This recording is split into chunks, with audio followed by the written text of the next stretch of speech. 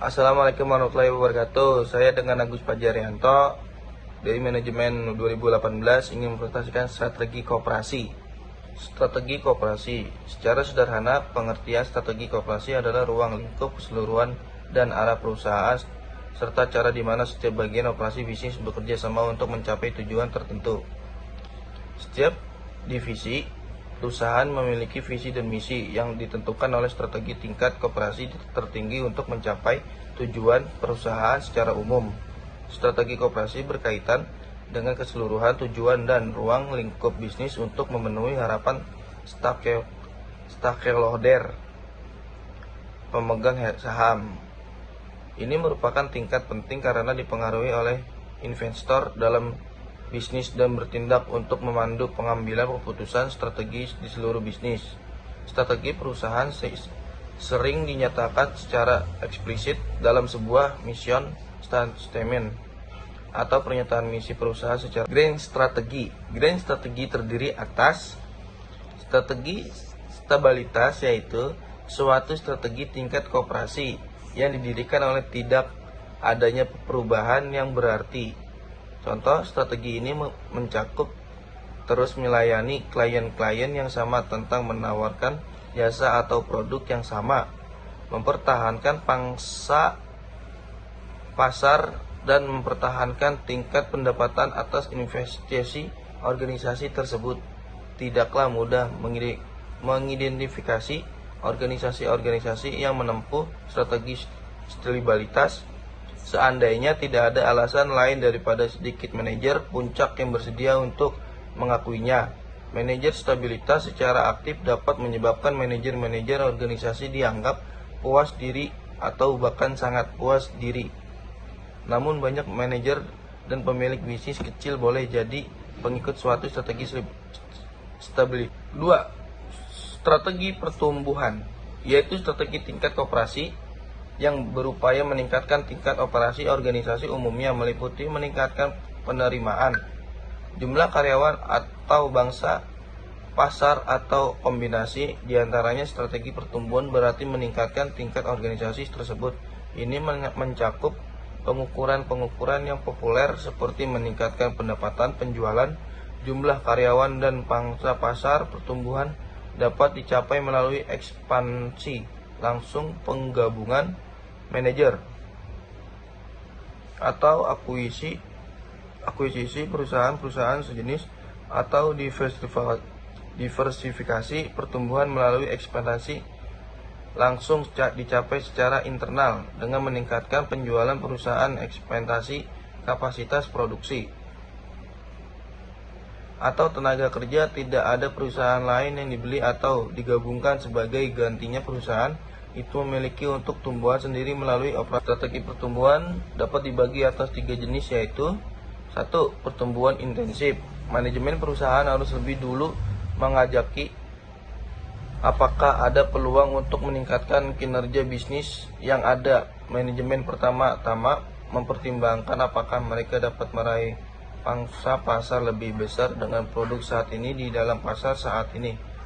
2. Tumbuhan integratif.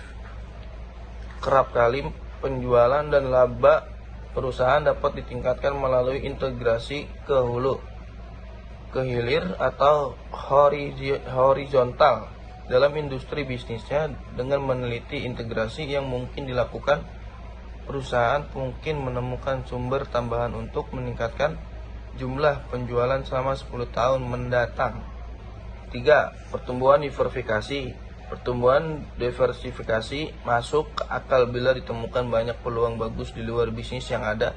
Peluang yang baik adalah peluang dalam industri yang sangat menarik, yaitu peluang memiliki bauran keunggulan bisnis sehingga dapat sukses. Ada 3 jenis diversifikasi yang dapat dipertimbangkan. Pertama, perusahaan dapat mencari produk baru yang memiliki sinergi teknologi dan sinergi pemasaran dengan lini produk yang sudah ada, meskipun produk ini ditunjukkan untuk kelompok pelanggan baru.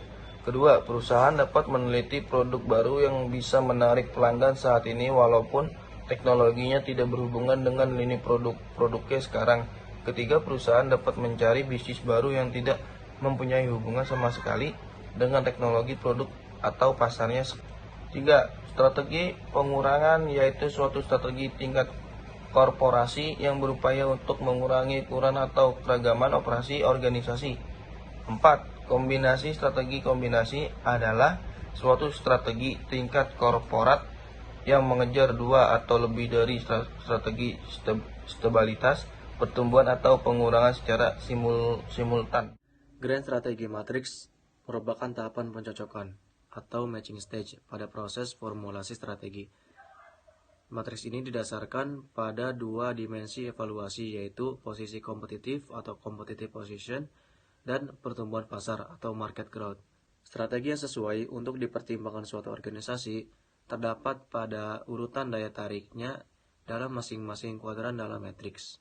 Grand Strategy Matrix digunakan untuk mengetahui strategi bisnis yang tepat bagi perusahaan. Internal Factor Evaluation dan External Factor Evaluation merupakan dasar untuk mengetahui strategi bisnis dengan menggunakan metode ini. Di sini terdapat beberapa kuadran yang akan saya jelaskan satu persatunya.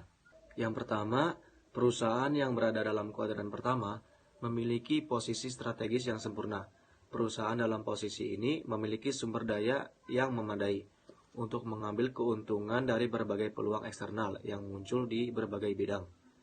Mereka bisa mengambil risiko agresif jika perlu. Perusahaan di kuadran 2 perlu secara serius mengevaluasi pendekatan mereka terhadap pasar. Walaupun industri mereka tengah tumbuh, mereka tidak mampu bersaing secara efektif, dan mereka perlu mencari tahu mengapa pendekatan perusahaan saat ini tidak efektif, dan bagaimana perusahaan dapat memperbaiki daya saingnya. Perusahaan di kuadran 3 bersaing di industri yang pertumbuhannya lambat, serta memiliki posisi kompetitif yang lemah. Perusahaan harus segera membuat perubahan drastis untuk menghindari penurunan lebih jauh dan kemungkinan likuidasi, penurunan atau penciutan biaya dan aset yang ekstensif harus dilakukan pertama kali. Perusahaan di kuadran 4 memiliki posisi kompetitif yang kuat, namun berada di dalam industri yang pertumbuhannya lambat. Perusahaan-perusahaan ini mempunyai kekuatan untuk mengadakan program diversifikasi ke bidang-bidang pertumbuhan baru yang lebih menjanjikan. Karakteristik perusahaan di kuadran 4 ini adalah memiliki tingkat arus kas yang tinggi serta kebutuhan pertumbuhan internal yang terbatas, dan seringkali dapat menjalankan strategi diversifikasi terkait atau tak terkait dengan berhasil. Perusahaan-perusahaan di kuadran 4 ini juga bisa melakukan usaha patungan. Pada materi kali ini, saya akan menjelaskan analisis kekuatan dan kelemahan perusahaan dengan pendekatan manajerial dan kepemimpinan. A. Perspektif manajerial. Identifikasi variabel internal. Ada dua tahap pokok dalam analisis profil perusahaan, yaitu: pertama, identifikasi komponen variabel internal, yaitu manajemen berusaha mengetahui secara mendalam komponen variabel internal yang secara strategis bertanggung jawab terhadap kemungkinan keberhasilan perusahaan dan mengetahui alasan yang menjadikan komponen tersebut menjadi faktor penentu. Yang kedua, evaluasi terhadap komponen-komponen tersebut. Terdapat berbagai pendekatan atau teknik untuk membantu memenuhi keperluan di atas, diantaranya yaitu: A. Pendekatan fungsional.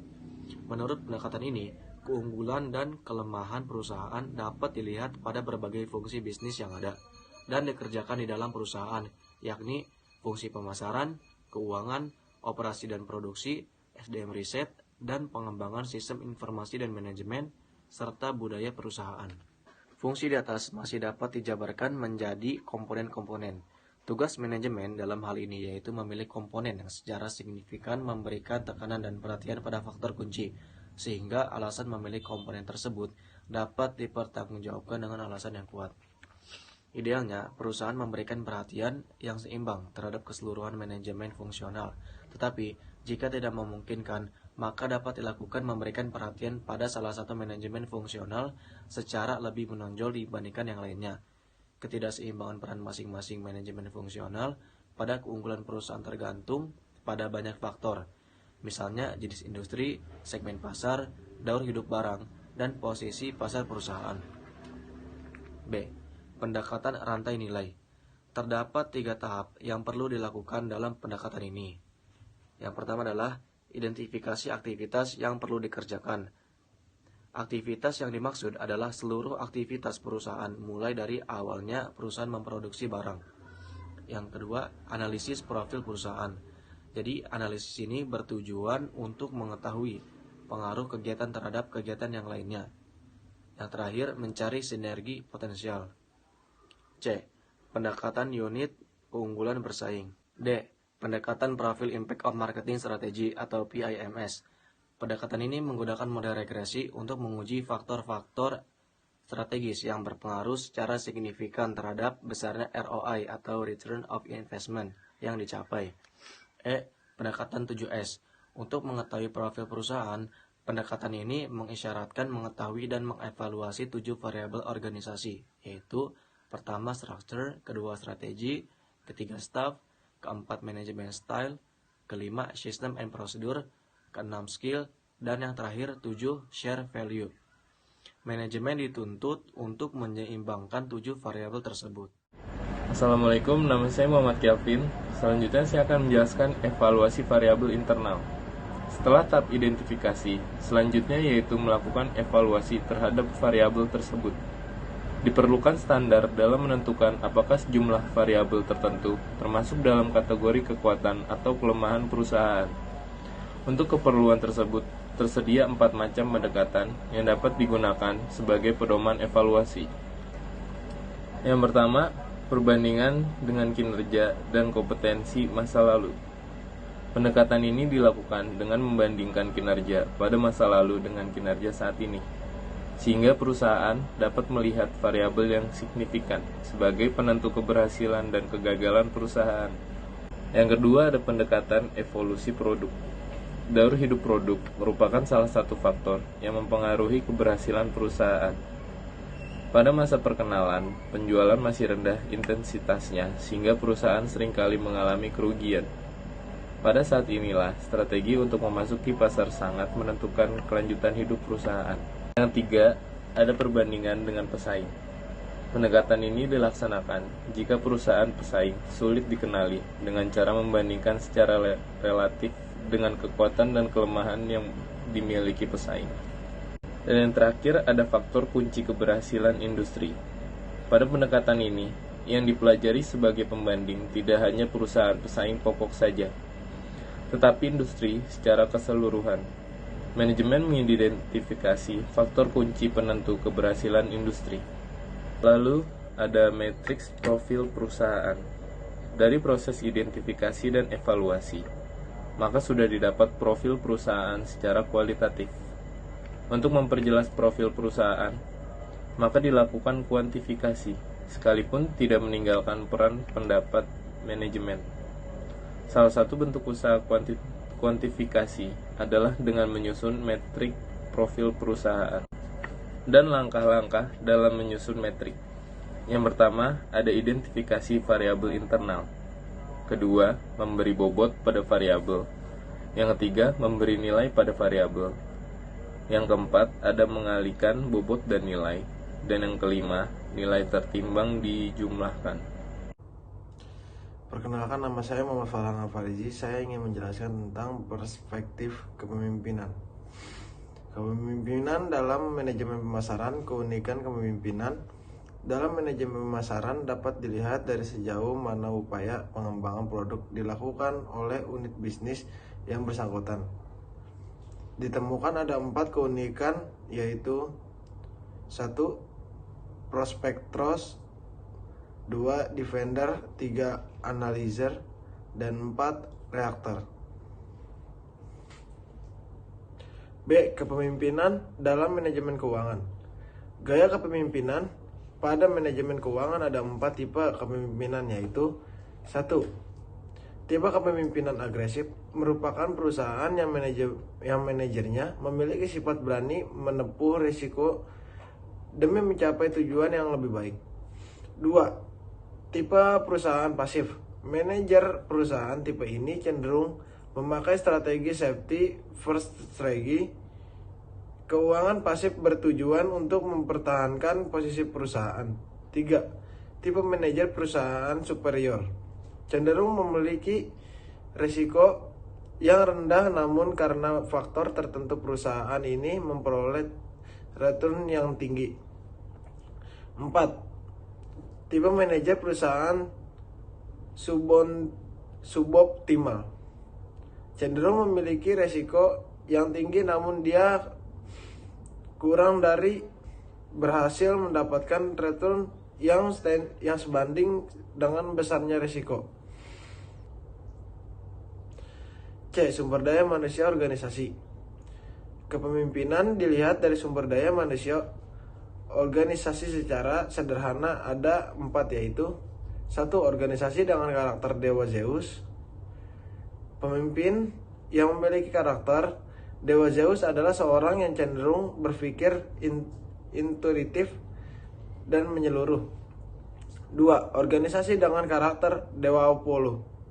Organisasi yang diidentikan dengan kekuatan pilar-pilar organisasi seperti fungsi, sistem, struktur, prosedur, organisasi, dan pembagian kerja. 3. Organisasi dengan karakter Athena. Simbolnya adalah jejaring di mana melambangkan bahwa organisasi memiliki sumber daya di berbagai bagian organisasi. Dan yang keempat, organisasi dengan karakter Dionysus mengindikasikan tidak terjadi subordinasi antar satu pihak dengan pihak yang lain. D. Kepemimpinan dalam manajemen operasi. Dengan menggunakan pendekatan biaya dan kualitas, pada dasarnya proses produksi dapat dikelompokkan menjadi 4, yaitu 1. Strategi keunggulan biaya. Upaya keras yang dilakukan perusahaan untuk menghasilkan produk dengan biaya produksi yang relatif lebih rendah dibandingkan dengan biaya produksi yang dihasilkan oleh pesaingnya.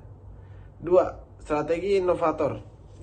Diterapkan pada koordinasi dasar yang sangat memperhatikan kualitas produk di mana pertimbangan biaya bukan segalanya.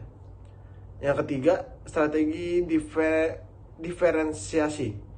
Dimaksud sebagai kebijakan perusahaan dibanding operasi yang menekankan pada terciptanya sebuah produk yang memiliki keunikan tertentu. Dan yang terakhir, keempat, strategi imitator. Cenderung menunggu dalam menghasilkan produk. Tujuan yang ingin dicapai adalah mendapatkan return dengan minimalkan resiko kegagalan produk yang sangat mungkin dialami oleh perusahaan yang mengenalkan produk pertama kali. Analisis Grand Strategy Matrix pada PT Prudential. Prudential adalah produk dari perusahaan Prudential PL, perusahaan multinasional yang merupakan sebuah grup jasa keuangan internasional terkemuka yang menyediakan jasa keuangan retail, pengelolaan dana di pasar-pasar pilihan seperti Inggris, Amerika, Asia, dan Eropa kontinental. Prudential telah menyediakan jasa asuransi jiwa di Inggris selama lebih dari 163 tahun dan memiliki produk dana jangka panjang terbesar di Inggris selama lebih dari 1 abad. Saat ini, per 31 Desember 2010, Prudential memiliki lebih dari 21 juta nasabah di seluruh dunia dan mengelola dana lebih dari $502 miliar dan dirupiahkan 4,782 triliun. Halo, perkenalkan nama saya Ahmad Fajar Fahrezi, NPM 1832340250288. Saya akan menjelaskan tentang analisis Grand Strategy Matrix pada PT Prudential. Asuransi Prudential adalah produk dari perusahaan Prudential PLC perusahaan multinasional yang merupakan sebuah grup jasa keuangan nasional terkemuka yang menyediakan jasa keuangan retail dan pengelolaan dana di pasar-pasar pilihan berupa Inggris, Amerika, Asia, dan Eropa kontinental. Prudential telah menyediakan jasa asuransi jiwa di Inggris selama lebih dari 163 tahun dan memiliki produk dana jangka panjang terbesar di Inggris selama lebih dari 1 abad. Saat ini, per 31 Desember 2010, Prudential memiliki lebih dari 21 juta nasabah di seluruh dunia dan mengelola dana lebih dari 502 miliar US dollar atau dirupiahkan menjadi 4.782 triliun.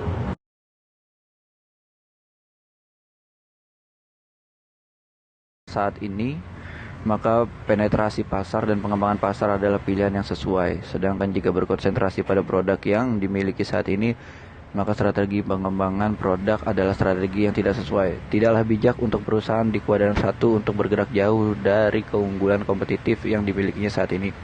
Ketika organisasi pada kuadran 1 memiliki sumber daya yang berlebih, maka integrasi ke belakang, ke depan, atau horizontal dapat menjadi strategi yang efektif. Bila perusahaan pada kuadran 1 terlalu berkomitmen pada satu produk, maka didiversifikasi konsentrik dapat mengurangi risiko yang berhubungan dengan lini produk yang sempit.